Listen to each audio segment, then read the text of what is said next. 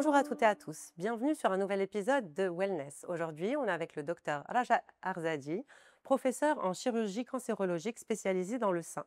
Elle est aussi présidente de l'Association de lutte contre le cancer du sein et membre de la commission du nouveau modèle de développement. Bonjour docteur, Bonjour, merci de nous recevoir. merci pour votre invitation. Alors aujourd'hui, on va parler d'un sujet qui est très important, la santé. euh, Largement la santé et puis plus précisément les cancers, le cancer du sein entre autres. Donc je voudrais savoir avant tout comment est-ce que tu t'es dirigée vers la chirurgie et comment est-ce que tu t'es intéressée, donc à ce métier et puis au cancer du sein plus précisément ensuite? D'abord, merci de vous de s'intéresser, que l'émission s'intéresse à ce volet très important, la santé. La santé, c'est tellement précieux et c'est la base de la vie. C'est la base du développement, c'est la base de l'économie. Donc, veillons à ce qu'on soit tous en bonne santé. Oui, la chirurgie. Comment je me suis intéressée à la chirurgie? Je pense que c'est quelque chose qui est venu en moi très, très tôt. Très tôt, j'étais en admiration pour tout ce qui est médecin et spécialement tout ce qui est chirurgien. Je pense que c'est une vocation. Je voulais absolument faire chirurgie. J'aime bien concilier entre, l'intelligence, intellectuelle et l'intelligence manuelle. C'est ça peut-être qui m'attire dans ou qui m'a attirée depuis un certain nombre d'années, pour ce métier, où, chaque jour est différent de l'autre. Heu, au moins sur ce plan, il n'y a jamais de monotonie en chirurgie. Chaque malade est différent de l'autre. Chaque technique, chaque moment, chaque instant que l'on vit en salle opératoire avec les patients sont, complètement différents, d'un patient à l'autre. Donc, c'est passionnant parce que, c'est très technique et le résultat, on le voit pratiquement tout de Ouais. suite, ou c'est bon ou c'est pas bon. Et c'est peut-être ça qui m'a passionnée durant toutes ces années.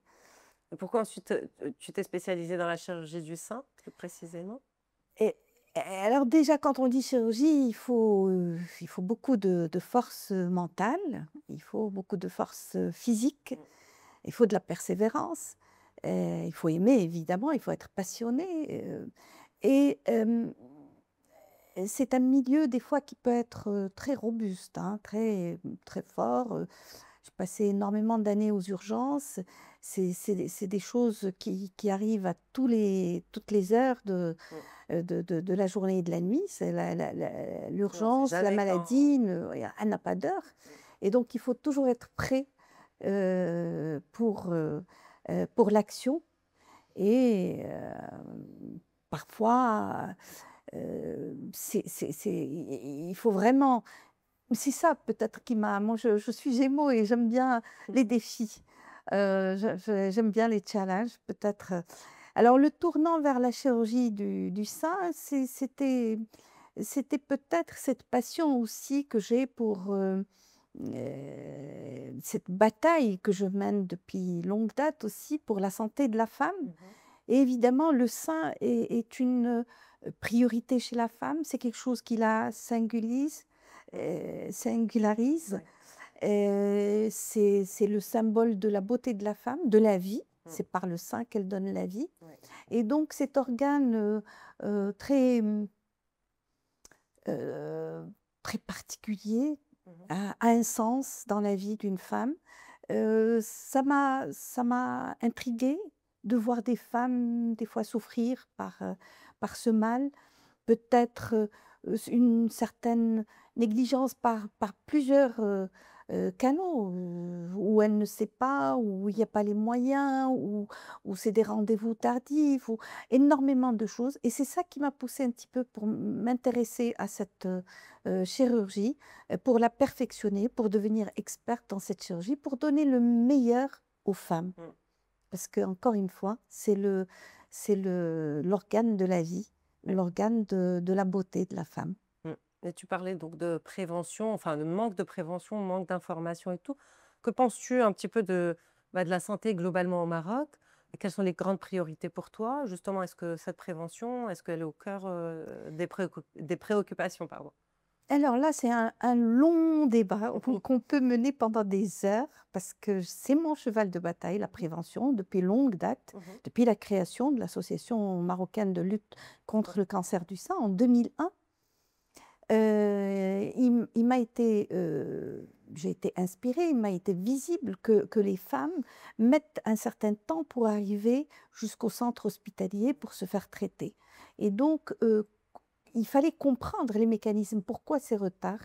Et c'est là où l'éloignement, le manque de traitement, le manque de moyens, la non-proximité des centres de cancérologie.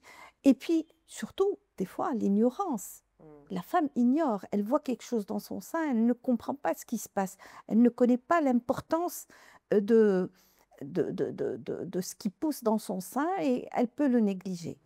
Et donc, c'est ça qui a poussé à créer l'association marocaine de lutte contre le cancer du sein pour justement la prévention, pour sensibiliser, pour informer. Et les canaux de la presse, je remercie toujours la presse parce que c'est eux qui font rentrer le message dans tous les foyers, Mmh. chez toutes les femmes,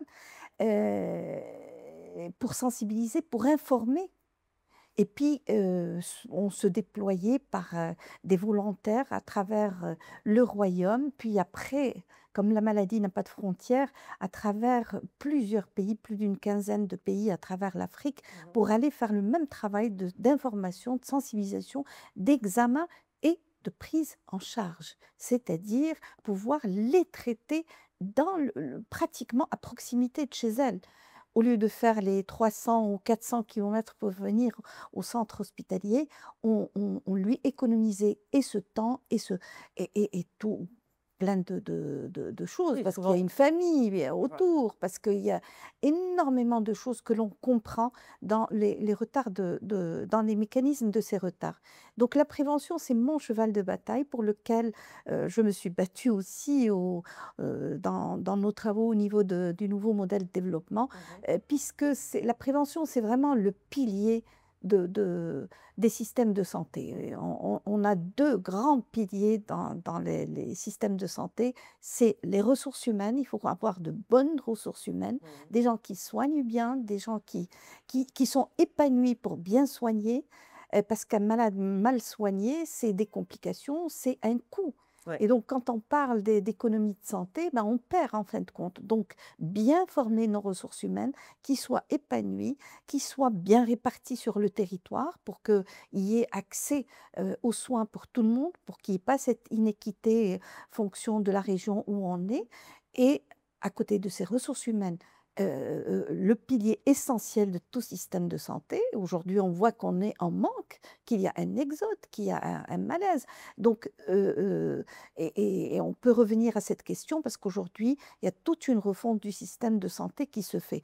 Et donc, les deux piliers, je disais, c'est les ressources humaines et puis il y a la prévention. Cette Mmh. prévention qui va diminuer de 40% les dépenses. Donc, quand on voit 40%, c'est énorme. Non. Donc, mettons tous les moyens pour ces Puis c'est préventions des dépenses, mais aussi du gain de temps, de lit, et de enfin vie, et de vie. et de vie, En ce qui effet. est essentiel, et de bien-être. On est dans une émission de bien-être. Oui, en effet. Quelqu'un de malade, eh ben, il est en mal-être. Mmh. Et s'il est en mal-être, il ne peut pas produire. Mmh. Qu'est-ce qui pâtit de tout ça? C'est l'économie. Ouais. Donc, c'est un engrenage. Donc, la prévention est au centre des politiques de santé. Et quand je dis c'est mon cheval de bataille, j'y crois fermement. Ouais. Tout le monde y croit, mais c'est-à-dire il faut les moyens, il faut se donner les moyens, et il faut investir dans la prévention. C'est un coût qui est beaucoup, beaucoup moindre que le coût des thérapeutiques. Oui, des traitements. Mmh. Ouais. Et tout ça, c'est vous avez dit la médecine en ce moment. Oui, en ce moment, il y a toute une révolution du système de santé au Maroc. Mmh. Et on le voit, il y a une refonte du système de santé de fond en comble grâce à la vision éclairée de Sa Majesté le Roi qui a mis la santé en priorité des politiques au Maroc. Et ça, c'est le Covid un petit peu qui est venu Oui. remuer tout ça, qui a montré les Ça montrait insuffisances des une systèmes, inquiétude, oui, bien une sûr. inquiétude, et que, bon, il y a une inéquité. Tout le monde n'est pas soigné de la même Ouais. L'accès n'est pas le même pour tout le monde. Et puis, par rapport au pays, on a vu qu'il faut une souveraineté sanitaire pour notre pays, une souveraineté sanitaire continentale. Et ça, le Maroc travaille énormément dessus avec tout un programme et ça se fait, ça se met en place. Il faut être patient pour voir les choses, les résultats, parce que bon, ça y est, pour former un médecin, il faut, pour qu'il soit fonctionnel, bien, avec un certain bagage, il faut une dizaine d'années. Oui, au minimum Au, 7 ans. au minimum 7 ans, il faut qu'il s'installe, il faut qu'il commence, Ouais, qu'il ait un peu d'expérience pour qu'il soit vraiment bon, il faut ouais, une dizaine d'années. bien sûr. Euh, Ouais. donc, Et donc, toujours dans le sens de la prévention, je voudrais bien savoir si c'est quelque chose qui revient assez souvent, si la médecine en général, elle aborde suffisamment de spécialités spécifiques à la femme. Et, voilà. ah, Dans quelle mesure est-ce que le diagnostic et la prévention peut être faite si justement ces médecines-là n'existaient pas encore? bah, tu mets le doigt sur quelque chose qui nous importe toutes, nous les femmes. Effectivement, la santé, c'est très complexe. Mm. C'est très complexe, c'est multifactoriel, c'est intersectoriel, ça dépend des déterminants sociaux. On dit il y a beaucoup de déterminants sociaux. Donc, si vous voulez, c'est pas un fil, Oui, c'est pas un long ou fleuve une tranquille. stratégie, voilà, un long fleuve. Il y a énormément de choses qui interfèrent dans la santé. Et évidemment, la santé de la femme est essentielle dans tout ça. Elle est essentielle parce que n'oublions pas que la femme, c'est le noyau de la famille Mhm. et c'est le noyau de la société, évidemment. Donc, quand cette femme s'écroule, tout s'écroule autour. Sa famille et par conséquent une bonne partie de la Et au société. niveau de la médecine, tu penses qu'il y a assez de recherche encore suffisamment autour du corps de la femme, du besoin de la femme? Je pense qu'il n'y a Ouais. pas assez. Déjà, tu me dis la recherche, elle se fait souvent sur des hommes. Ouais. Et donc, quand on invente un produit, un médicament, ben, il a été testé, il a été fabriqué selon les critères Des hommes. biologiques, physiologiques d'un homme. Donc, déjà, il y a Oui, quelque une chose incohérence, une incohérence. Donc, ouais. les femmes, elles ont leurs spécificités biologiques, hormonales, physiologiques, des temps hormonaux des vies, Période cyclique. les cycliques, la grossesse, la ménopause. Donc tout ça fait qu'on a des cycles biologiques différents d'un homme. Mm. Et puis il y a cette spécificité à la femme qui est donner la vie. Donc aujourd'hui, fort heureusement, il y a beaucoup de la politique des stratégies de santé ont beaucoup fait pour qu'on diminue la mortalité maternelle, Mm. parce qu'à un certain moment, c'était hallucinant, il y avait énormément de mortalité. Là, aujourd'hui, euh, heureusement, euh, ça a porté ses fruits, toutes ces stratégies. On a vraiment minimisé cette mortalité, mais ça ne veut pas dire qu'il faut s'arrêter. Il y a Oui. encore des choses à faire. Mm. Il y a des maternités de proximité qui doivent accueillir ces femmes. C'est surtout au niveau des zones enclavées du pays Mm. où les choses se passent parfois pas très bien. Et même culturellement, des fois, il y a encore des femmes qui préfèrent accoucher à domicile qu'aller à l'hôpital, même si l'hôpital est là. Mm. Donc, si vous voulez, c'est pour ça que je vous dis, c'est c'est très complexe et multifactoriel. Mm. Ce moment de la vie de la femme est très important Oui. et il faut mettre tout en place pour que cette naissance se fasse dans les meilleures circonstances et accueillir cet événement, ce bébé, dans les meilleures conditions. Conditions. Et alors, qu'est-ce qu'on peut conseiller justement aux femmes en général, bon, qu'elles soient enceintes ou pas, en termes de routine médicale, de prévention, justement? Qu'est-ce qu'on devrait essayer de vérifier tous les ans pour être sûr qu'on est en bonne santé, par Mm. exemple? Très important et je pense que ton émission, elle est très regardée.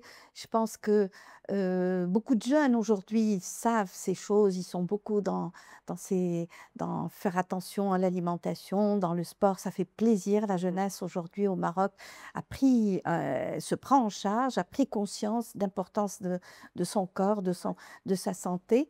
Mais répétons-le, c'est changer quand même de mentalité. Mmh. Parce que culturellement, on est un peu, on laisse aller, surtout à partir d'un certain âge, Prends on sur est soi, c'est rien, ou voilà, l'assomme, hein, en tout cas pour, voilà, les poids, l'obésité, on voit aujourd'hui que l'obésité dans le monde est en train de croître. Au Maroc, avec, cette alimentation, les chiffres sont pas bons. ouais, oui et oui et oui, l'alimentation, c'est le premier facteur, Mmh. et donc c'est toute une culture, une mentalité à changer, faire attention à son alimentation. Mmh. Évidemment, manger le plus simple possible, Mmh. c'est-à-dire à base de légumes, de fruits, c'est l'essentiel. Un peu laisser tout ce qui est, produits fabriqués, Ouais, tout ce sucre qui est raffiné. colorant, tout ce qui est sucre, tout ce qui est alors là, le sucre, c'est l'ennemi du corps. Mmh. Bouger, bouger, on dit qu'il faut bouger au moins 30 minutes par jour Mmh. et là, il faut que ça soit culturellement, que ça vienne et qu'il y ait un mouvement. J'aime beaucoup ces reportages que l'on voit tous sur nos écrans dans des pays lointains, surtout l'Asie, où la discipline est très importante, la rigueur. C'est des gens qui ont beaucoup de rigueur, c'est pour ça qu'ils réussissent beaucoup de projets et on voit le matin sur des prairies, des verdures et là, ils font leur yoga, leur mouvement avant d'aller au travail. C'est un esprit, c'est un esprit. J'aimerais voir mon pays, grâce à sa jeunesse, arriver à des espaces comme ça où librement on peut faire des mouvements sans qu'on soit, voilà et Oui, c'est pour notre corps, c'est pour notre santé, faut se c'est sentir pour, libre de bouger. de bouger, Ouais. et tout ça serait bon pour, même pour l'économie du pays. Et donc, on va parler un petit peu plus de cancer du sein maintenant. Donc, tu as parlé de l'importance de la prévention, mais je voudrais savoir aussi si tu es optimiste par rapport à la prise en charge du cancer du sein. Voilà, comment ça se passe aujourd'hui au Maroc?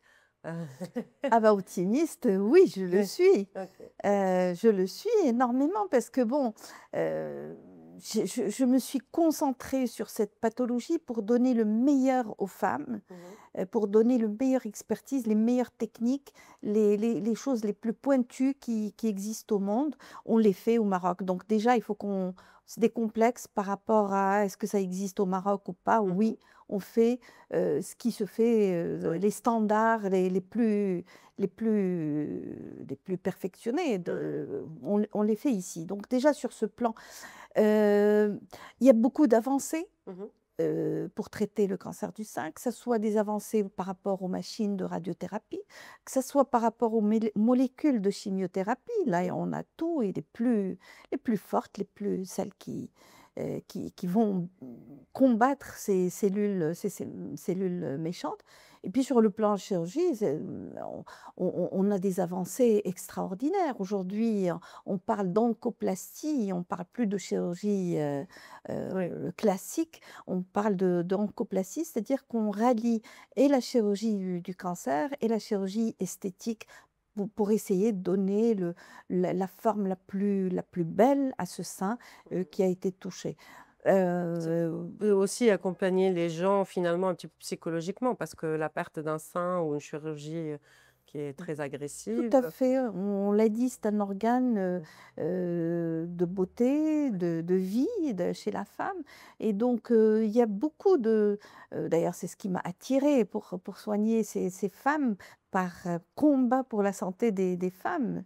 C'est cette fragilité au niveau de la femme, fragilité, des fois même beaucoup de psychologie autour, Mm. qui fait que il faut qu'on fasse le maximum pour que son buste reste le plus beau possible. Mm. Et j'ai vu que tu t'intéressais à la santé mondiale en général. Est-ce que tu peux nous en parler un petit peu? Alors ça, c'est ma 3e passion, c'est des vies comme ça, après la chirurgie, le perfectionnement en chirurgie, du sein, l'humanitaire où on parcourt, aujourd'hui plusieurs pays en Afrique pour l'humanitaire. Là, ma 3e casquette, si on peut dire, ma 3e passion, ma 3e vie, c'est, de comprendre, de comprendre. Mmh. Parce que bon, il y a des choses qu'on voit passer sous son nez et on se dit: «Bon, bah, c'est comme ça». Mais essayer de comprendre qu'est-ce qui se passe dans le monde? Comment elle est gérée la santé dans le monde? Qu'est-ce Et ça, c'est un petit peu aussi, le covid qui a réveillé tout ça et on l'a vu. On l'a vu avec le covid, comment, Les le ressources nord, le sud globalisées. d'abord, il y a une mondialisation des maladies. Mmh. C'est maintenant une maladie au fin fond de la Chine est arrivée, Ouais. 1 mois, 2 mois après, elle a Partout. traversé tout le monde. Donc, il y a plus de frontières aux maladies et puis il y a une mondialisation. On voit l'obésité maintenant, bah, parce que tout le monde a ce stress, tout le monde mange le Oui. fast-food, et tout le monde s'est mis à ce Au-delà des style de fast-food, vie. ne serait-ce que nos légumes et les Les pesticides. pesticides, c'est un autre volet de discussion qui est assez, si on pouvait savoir les dégâts que ça fait sur le corps, on mangerait pas. Mmh. Donc là, vraiment l'équilibre entre l'économie, la santé, je pense qu'il est très, très, très, très difficile oui, on veut produire, on veut une économie, mais à quel prix? Ouais. Si nos santé sont détruites, ben, c'est un gouffre pour tout le monde. Donc justement, en tant que femme médecin Oui. qui est aujourd'hui à la table des décisions, que penses-tu du rôle de l'empowerment féminin justement et de la place de la femme dans la médecine?